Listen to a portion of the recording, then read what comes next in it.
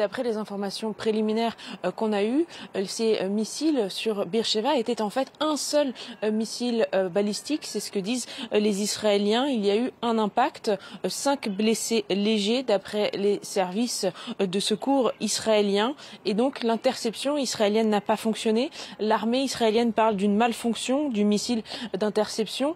Alors ces blessés, ils ont été amenés à l'hôpital de Soroka, le plus grand hôpital du Negev. Nous étions dans cet hôpital hier puisque une frappe a aussi touché cet hôpital, l'un des bâtiments de cet hôpital. Hier, on a vu des dégâts matériels importants, plusieurs dizaines de blessés légers, pas de blessés graves, notamment puisqu'une partie de cet hôpital avait été évacuée la veille et puis puisque les Israéliens continuent de suivre les procédures de sécurité du front du commandement intérieur. Ils vont dans les abris antimissiles et c'est ce qui explique que le bilan côté israélien est relativement léger malgré ces impacts qui arrivent tous les jours. Alors les gens nous l'ont dit hier, il y a désormais une peur en Israël, celle que l'Iran utilise un autre type de missiles, des missiles à tête multiple. Alors pour faire simple, ce sont des missiles qui, lorsqu'ils sont en l'air, se divisent en plusieurs petits missiles et ces têtes peuvent exploser dans un rayon d'environ 8 km,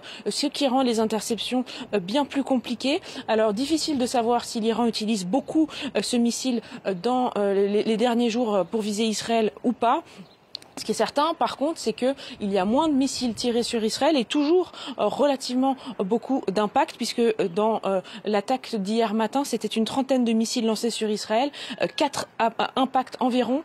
Hier, le commandement du front intérieur avait confirmé l'utilisation de l'un de ces missiles à fragmentation dans la région de Dan, autour de Tel Aviv. Mais les Israéliens rappellent aussi que, de manière générale, la défense anti-aérienne israélienne n'est pas infaillible, qu'il peut y avoir des missiles qui ne sont pas interceptés. C'est pour ça que face à ces risques, la population est invitée à suivre toujours les mêmes règles de sécurité, à savoir se rendre dans l'abri antimissile le plus proche.